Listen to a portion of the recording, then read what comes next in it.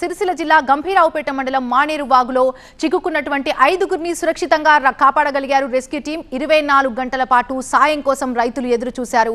ఆ 5గురిని కూడా హెలికాప్టర్ సాయంతో ఎన్డీఆర్ఎఫ్ సిబ్బంది కాపాడారు. సంతోషం వ్యక్తం చేస్తున్నారు కుటుంబ సభ్యులంతా. ఆ రెస్క్యూ ఆపరేషన్ పై వాళ్ళంతా కూడా హర్షం ప్రకటిస్తున్నారు. 24 గంటల పాటు సాయం కోసం ఎంతో దీనంగా ఎదురు చూశారు రైతులు.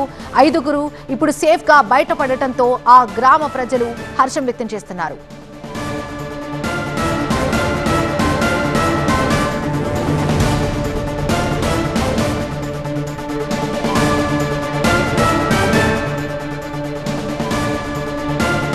రెస్క్యూ ఆపరేషన్ పై మరింత సమాచారం మా సీనియర్ కరెస్పాండెంట్ సంపత్ అందిస్తారు. రైతులు మానేరు వాగులో చిక్కుకున్నారు. ఇంతకుముందే ఎయిర్ ఫోర్స్ హెలికాప్టర్ కూడా క్షేమంగా తీసుకొచ్చారు. రైతు స్వామి ఈయన క్షేమంగా బయటకు వచ్చాడు. ఇంతకుముందే వాళ్ళ భార్య చూసి కన్నీరు మున్నీరుగా విలిపిస్తుంది. ఏమి జరుగుతుందో ఒక ఆందోళన కనబడింది. కానీ క్షేమంగా రావడంతో బంధువులందరూ కూడా ఎంతో హ్యాపీగా కూడా రిసీవ్ చేసుకున్నారు. ఎవరిని చూసినా కన్నీరు మున్నీరుగా విలిపిస్తుంది. ఎందుకంటే భారీగా వరద నీరు వస్తుంది. ఏమి జరుగుతుందో ఒక క్షణం ఉత్కంఠగా జరిగే పరిస్థితి మనకు చూడొచ్చు.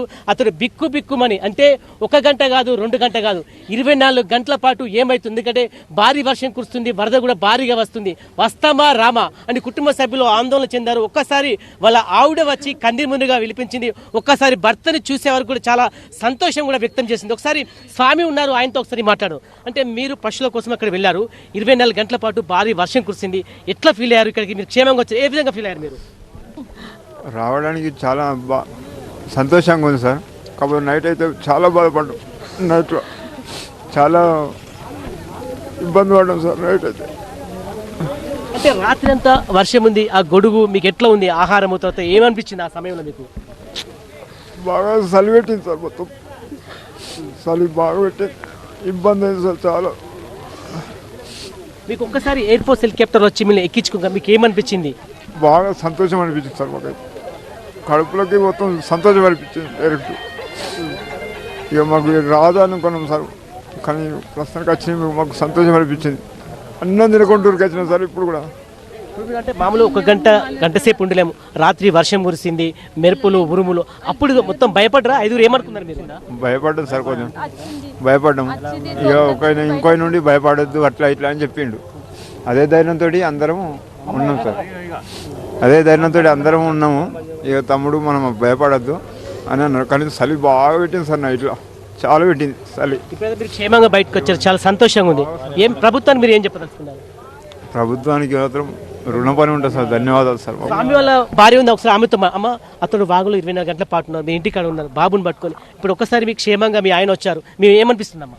సంతోషం ఉంది సార్. ఇప్పుడు కానీ నిన్ననైతే నైట్ అంతా రాత్రి అన్నం కూడా తినలేదు. నిన్న పొద్దుగల నుంచి అన్నం కూడా తినరాలేదు సార్.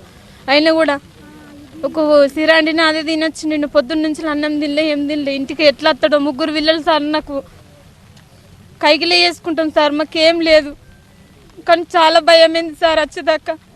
ఏమనిపిస్తుంది? మీ భర్త చాలా క్షేమంగా మీ దగ్గరికి వచ్చారు, మీకు ఏమనిపిస్తుంది? భర్త ఆనందం ఉంది సార్. ఇప్పుడు అంటే 24 గంటల పాటు వరద వచ్చింది. వరద చూస్తేనే భయం అనిపిస్తుంది మనకి. ఏం కథను ఇంటికి ఎట్లా వస్తారో తెలియదు కదా సార్. 1 గంట కాదు 2 గంటలు కాదు 24 గంటల పాటు వాగులో చిక్కుకున్నాడు. అంటే ధైర్యం కూడా కావాలి. ఎందుకంటే చాలా ధైర్యంగా ఉంటే మాత్రం అనారోగ్య సమస్య వస్తే చాలా మంది ఇబ్బంది పడతారు. కానీ 5గురు రైతులు మాత్రం చాలా క్షేమంగా వచ్చారు. వాళ్ళ కుటుంబ సభ్యులందరూ కూడా అతుక్కున్నారు, ఆనందం కూడా పడుతున్నారు. అదేవిధంగా ఇటు కేంద్ర ప్రభుత్వానికి, రాష్ట్ర ప్రభుత్వానికి ధన్యవాదాలు చెప్తున్నారు. ఎందుకంటే మేము వస్తామా రామని చెప్పి కూడా నిన్న ఆందోళన కనబడింది. కానీ ఎప్పుడైతే ఎయిర్ ఫోర్స్ హెలికాప్టర్ వచ్చి క్షేమంగా తీసుకొచ్చే మొత్తం ఈ గ్రామంలో కూడా ఒక ఆనందమైన వాతావరణం కనబడుతుంది.